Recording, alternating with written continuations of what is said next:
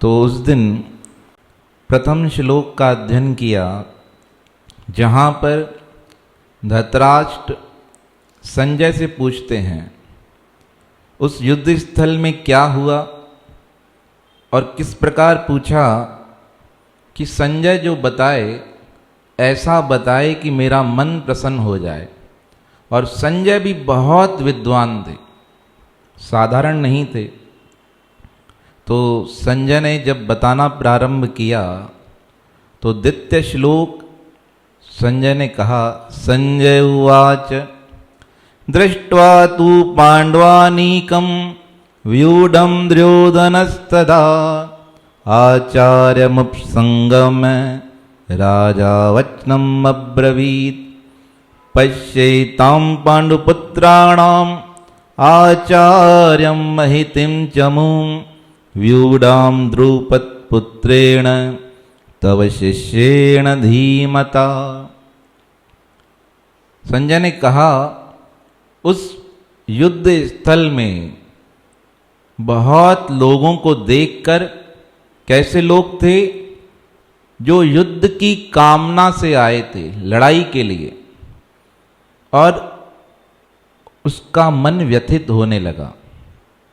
देखो, सेना थी पांडवों के पास कम, सेना थी पांडवों के पास 7 अक्षौणी सेना, और कौरवों के पास कितनी थी पता है?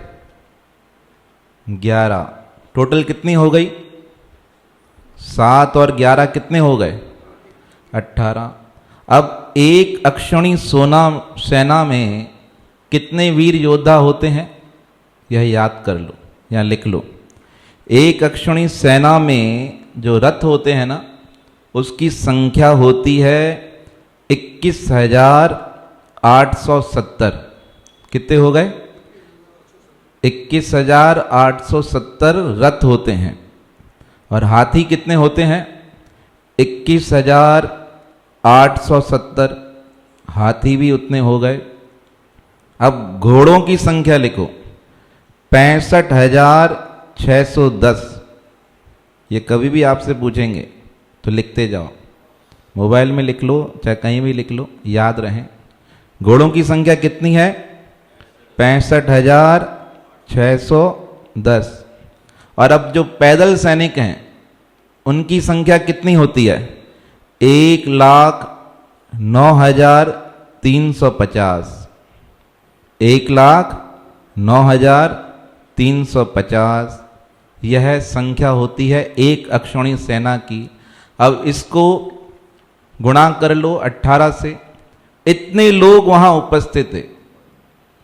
अब इसमें 7 अक्षौणी सेना किनकी है? पांडवों की, और 11 कौरवों की। अब पांडवों की सेना को देखकर दुर्योधन समझ गया कि यह सब एक ही मन वाले हैं। एक मन का मतलब है धर्म से युक्त हैं, और इनके मन में कोई भेद नहीं है।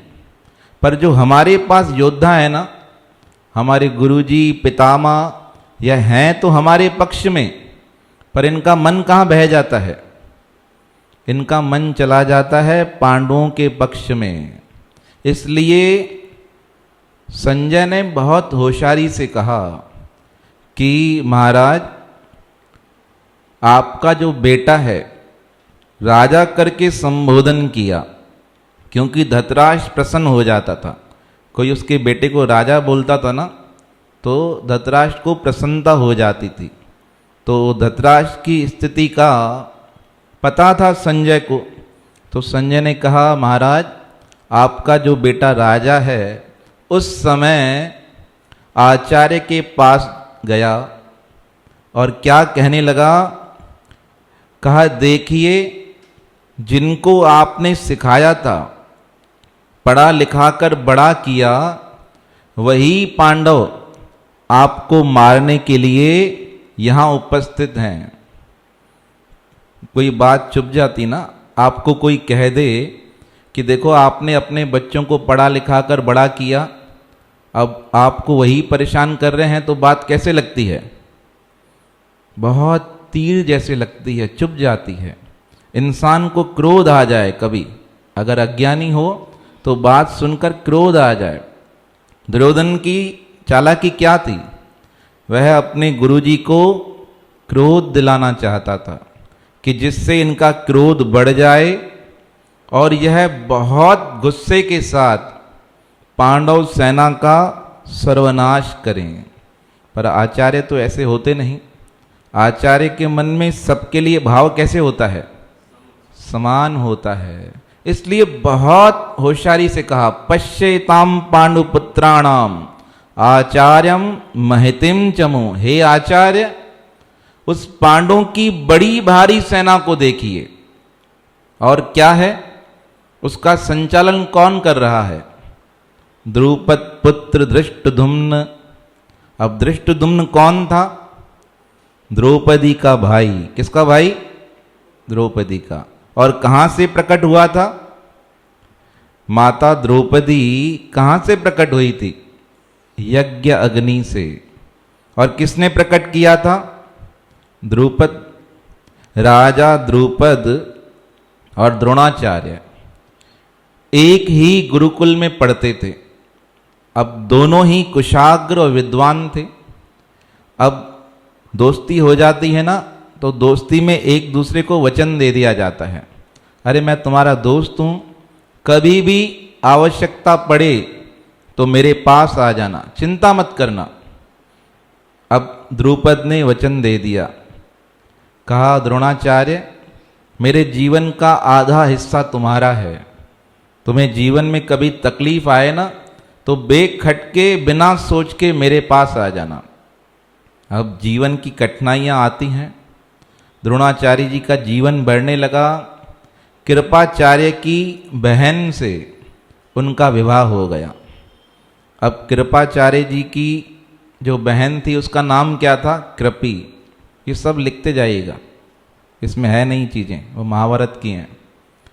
तो अब जब इस प्रकार उनका विवाह हो गया तो उनके घर संतान प्रकट हुई। उसका नाम था अश्वत्थामा, जिसे भगवान शंकर का एक अंश माना जाता है। उसका इतिहास बहुत अलग है। अब अश्वत्थामा जन्म ले चुके थे, घर पे कुछ भी खाने को नहीं। तो एक दिन द्रोणाचार्य आए तो अश्वत्थामा रोकर कहने लगा मुझे दूध पीना है। तो अब घर पे तो कुछ था नहीं। माता ने क्या किया? चावल लिए, चावल को उबाला और उसका जो पानी था ना उसका कलर कैसे हो गया? सफ़ेद हो गया। और माता ने दूध कहकर अश्वत्थामा को पिलाया। द्रोणाचार्य जी की आंखों में आंसू आ गए। कहा मेरे पास धन नहीं है, मैं अपने बालक को खिला नहीं पा रहा हूँ, क्यों ना मैं अपने दोस्त के पास जाऊं। उनके दोस्त का नाम क्या था? अभी सुन के आए ना? हाँ, ध्यान दो भाई। तो द्रुपद था। कहा द्रुपद के पास जाता हूं।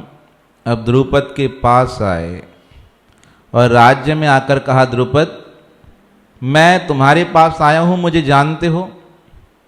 द्रुपद ने कहा नहीं।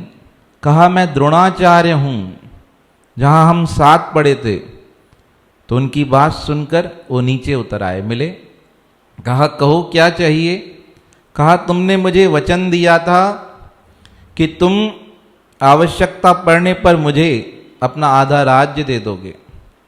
मेरी इच्छा है मुझे भी राज्य दो। अब आचार्य जब राज्य मांगते हैं ना, महापुरुष राज्य मांगते हैं तो राज्यों का कबाड़ा हो जाता है। यह स्थिति बहुत खराब है। एक हद तक सब कुछ अच्छा है, समझाना करना सब सही है, पर अब आचार्य ने कहा मुझे राज्य दे दो। कहा पागल हो गए हो तुम, मैंने तो ऐसा कोई वचन दिया ही नहीं था। तुम क्या मांगना चाहते हो? क्या मांग रहे हो? मैं कुछ नहीं दूंगा, राज्य का फूटी कौड़ी भी नहीं दूंगा। अब आचार्य जी का मन व्यथित हो गया। जो विद्वान लोग होते हैं ना, वो एक बार ही मांगते हैं, बार बार नहीं मांगते। अगर कोई आपसे एक बार मांग रहा है ना, तो बहुत मुश्किल से मांग रहा होगा। अगर उसने कभी आपसे पुनः नहीं मांगा तो समझ जाना वो बहुत होशियार है और स्वाभिमानी है। कभी ऐसे व्यक्ति को ठुकराना नहीं चाहिए। पहचान करनी चाहिए जीवन में ऐसे व्यक्तियों की, मिलते नहीं। जो बार बार मांगे, समझना वो तो क्या है, सबसे ही मांगता होगा। जो एक बार आपसे मांग कर और उसको मांगना भी नहीं आएगा, जिसने जीवन में कभी नहीं मांगा हो ना, उसको मांगना भी नहीं आएगा। उसको ऐसे लगेगा मेरा हक है और आप पर हक जताएगा। इसलिए उस समय परिस्थिति को समझना पड़ता है। सीधा जवाब देने से क्या होता है, तकरार हो जाती है। जैसे द्रोणाचार्य और द्रुपद के मध्य हो गई। अब आचार्य वहां से आ गए और आकर मन में निश्चय कर लिया कि मैं इसको सबक सिखाऊंगा। द्रुपद ने मेरा अपमान किया है, मुझे सबक सिखाना है। संपूर्ण भारतवर्ष में घूमते रहे, बड़े बड़े क्षत्रिय योद्धाओं को उन्होंने धनुष विद्या सिखाई, पर सब उनके कहने पर लड़ने जाते और द्रुपद से हार जाते। अब घूमते घूमते हस्तिनापुर आ गए। हस्तिनापुर आए तो बालक खेल रहे थे, कौरव और पांडव। अब उनकी जो बॉल थी वो गिर गई कुएं में। अब कुएं में गिरने से वो बॉल को देखकर सब हैरान, कौन निकाले, निकल नहीं रही थी। द्रोणाचार्य आए, उन्होंने क्या किया, एक सरकंडा उठाया। सरकंडा मानी शीख होती है ना, झाड़ू के जैसे, वो उठाई, नीचे फेंकी, वो बॉल में लगी। फिर दूसरी शीख उठाई, वो शीख के ऊपर लगी। फिर तीसरी शीख उठाई, वो शीख के ऊपर लगी। इस प्रकार करते करते उन्होंने बॉल बाहर निकाल दी। अब बच्चे हैरान हो गए, ये तो पहली बार देखा हमने बॉल निकालने का तरीका। अपने पितामह के पास आए, कहा पिताजी, पितामह देखिए, कोई विद्वान आया है और हमारी बॉल निकाल कर दी बिना गीले हुए। अब भीष्म पितामह समझ गए कौन आया है, द्रोणाचार्य। प्रणाम किया और उनसे प्रार्थना की कि कौरवों और पांडवों को आप क्या सिखाओ, धनुष विद्या सिखाओ। प्रसन्न हो गए, मन की इच्छा पूरी हो गई।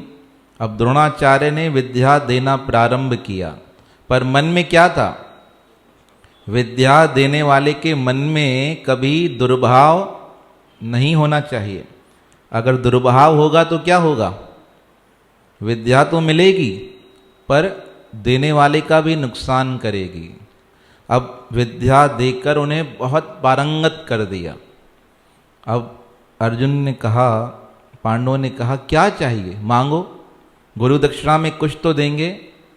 कहा अगर देना चाहते हो ना तो द्रौपद का राज्य लेकर दो। क्या लेकर दो, अब लो बच्चों ने सुन रखा था, जितने लोग गए हैं वो क्या करके आए हैं, हार के आए हैं, और उन्हें द्रुपद बंदी बना लेता था, छोड़ता ही नहीं था। पर अर्जुन ने कहा मैं जाऊंगा, हम सब जाएंगे, आपको राज्य दिला कर देंगे। और सब ने मिलकर चढ़ाई कर दी। अब 100 एक तरफ, 5 एक तरफ, कितने हो गए, 105 योद्धा। उन सब से द्रौपद जीत नहीं सका, हार गया। और हार गया तो राज्य किसके पास आ गया, द्रोणाचार्य के पास।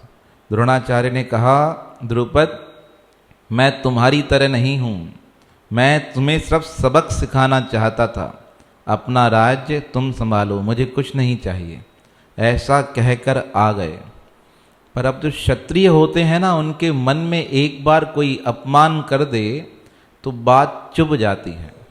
अब द्रौपद ने सोच लिया कि द्रोणाचार्य ने मेरा अपमान कराया है, इस अपमान का बदला मुझे लेना है। तो बदले में क्या लिया, तपस्या की। और तपस्या करते करते विवेक जागृत हुआ कि मुझे ऐसा पुत्र चाहिए जो द्रोणाचार्य का वध कर दे। द्रोणाचार्य का वध साधारण नहीं था, महाभारत पढ़ेंगे ना, बाकायदा द्रोण पर्व में किस प्रकार उन्होंने लड़ाई की है, सुनकर हैरान हो जाएंगे। अब उन्होंने सोचा ऐसे ब्राह्मण से यज्ञ कराऊं जो मारने वाले बेटे को उत्पन्न करे। कहते हैं सब जगह घूमते रहे कि ऐसा कोई बालक, ऐसा कोई ब्राह्मण मिले जो ऐसा यज्ञ करे। किसी स्थान पर पहुंच गए। अब सुनिएगा ध्यान, ब्राह्मणों का कैसा सिस्टम होता है, तरीका होता है। ब्राह्मण से कहा मुझे यज्ञ करवाना है। कहा कौन सा? कहा जिसमें ऐसा बालक उत्पन्न हो जो द्रोणाचार्य का वध कर दे। तो वहाँ जितने ब्राह्मण बैठे थे ना, उन्होंने कहा यह हम नहीं कर सकते। कहा क्यों? कहा अपवित्र काम है, यह वही करेगा जिसकी आत्मा अपवित्र हो, वही यह काम कर सकता है, जिसकी क्रिया अपवित्र हो। अब ढूंढते रहे बहुत समय तक, तब उन्हें एक ब्राह्मण दिखाई दिया, याज नाम का और उपयाज नाम का। अब कैसे पहचान की उनकी अपवित्र है? कितनी सरल सी व्याख्या है, देखो महाभारत में। उनकी पहचान कैसे की? वो आम के वृक्ष के नीचे से जा रहे थे, तभी अचानक से एक आम गिरा। राजा द्रुपद देख रहे थे उनको, और उन ब्राह्मण देवता ने क्या किया? आम गिरा, मिट्टी से उठाया और उसे खा लिया। तो द्रुपद समझ गए कि यह ब्राह्मण पवित्र नहीं है, इसके पास जाऊंगा तो यह यज्ञ करा सकता है। और हम देखो क्या क्या करते हैं, हाथ जूठा, पैर जूठा, पानी में कभी क्या करते हैं, गिलास ही डाल देते हैं। मटका होता है ना घर पे, हम जूठा गिलास डाल देते हैं। खाने के समय बैठते हैं तो हाथ नहीं धोते, खा भी लिया तो उसी हाथ से प्रसाद उठा रहे हैं, उसी हाथ से दूसरे को दे रहे हैं। तुमको खाना है तुम खाओ, दूसरे को देना है तो हाथ धोकर आओ। तुम्हारा पवित्र और क्यों खाए? अगर आपको लेना है तो आप कागज में लेकर रख दो, आप बाद में खा सकते हो। या आपको देना है तो आप बाद में लेकर जा सकते हो। खाना है खा लो, देना है दे दो। जूठा ना खिलाना चाहिए ना खाना चाहिए। भीष्म पितामह ने तो यहाँ तक कहा, भीष्म पर्व में जब समझा रहे थे ना पांडवों को, कहा मुझे इतना गहरा पाप लगे जितना पाप उल्टे हाथ से खाने वाले को लगता है। आप समझो, किसी चर्चा के विषय में उन्होंने यह बात कही थी, इतना पाप लगे।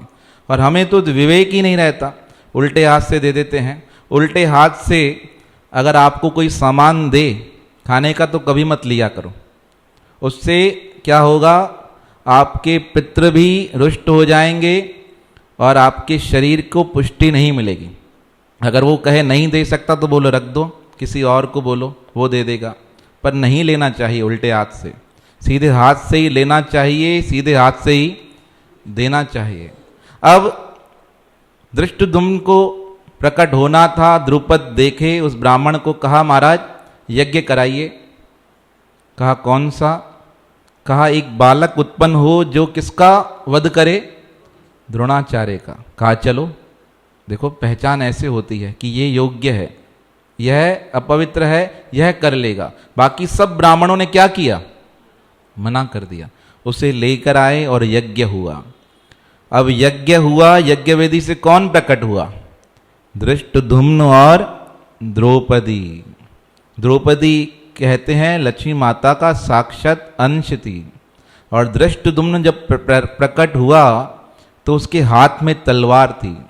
और उस यज्ञ में सबसे अच्छी बात देखो, सुंदर, उस यज्ञ में द्रोणाचार्य भी बैठे थे और उन्हें पता था जो प्रकट हुआ है कौन है, मुझे मारने वाला है।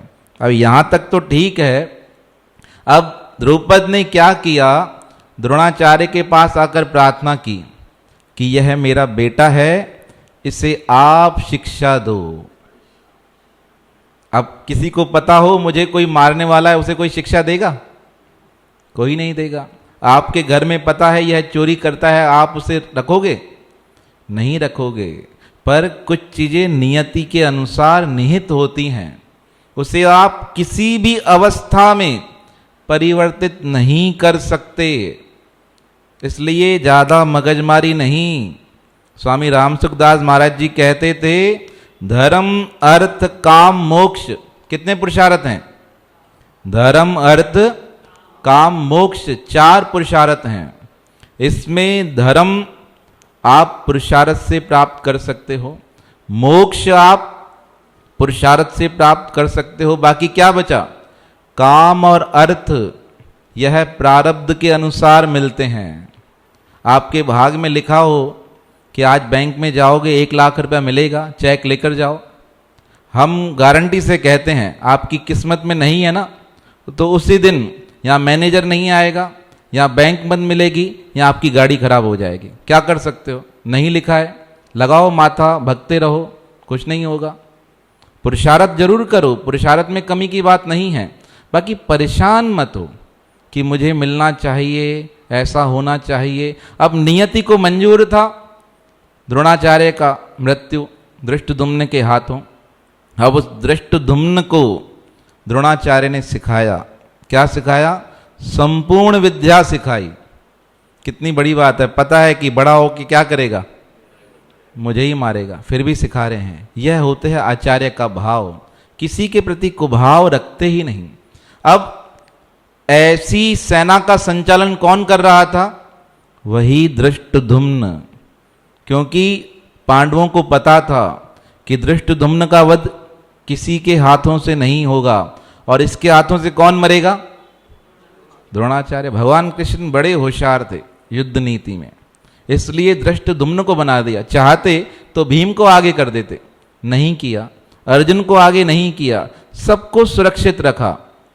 अब उस सेना को देखकर द्रोणाचार्य कहता है, अरे गुरुजी देखिए, जिसको आपने सिखाया ना वही आपको क्या करने आया है?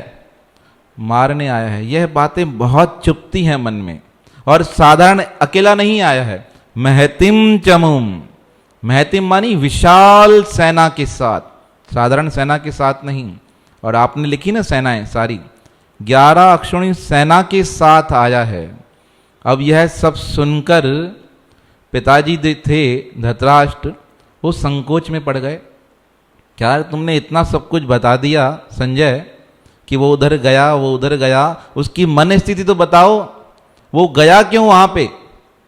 तब संजय बताते हैं, घबरा गया था। किस लिए?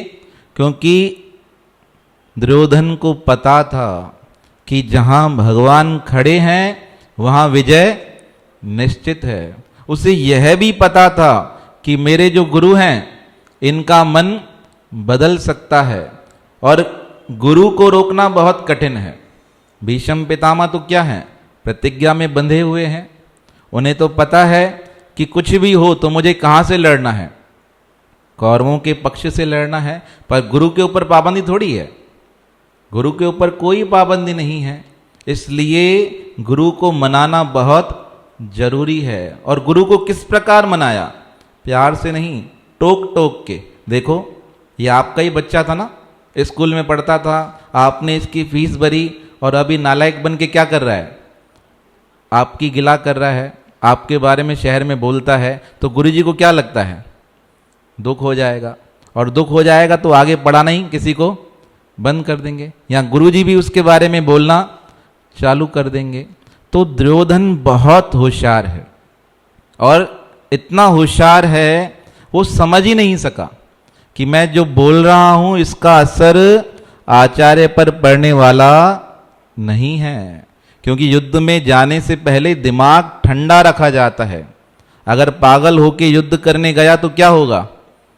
सत्यानाश हो जाएगा, कुछ बचेगा ही नहीं, समझ ही नहीं आएगा। इसलिए आचार्य ने बहुत शांति से सब बातें सुनी, और उसके बाद इतना सब कहने के बाद भी, टोकने के बाद भी, फिर उसने पांडवों की सेना में जो योद्धा थे ना, उनका नाम लेना प्रारंभ किया। उसका वर्णन आगे आएगा। बोल श्री कृष्ण चंद्र भगवान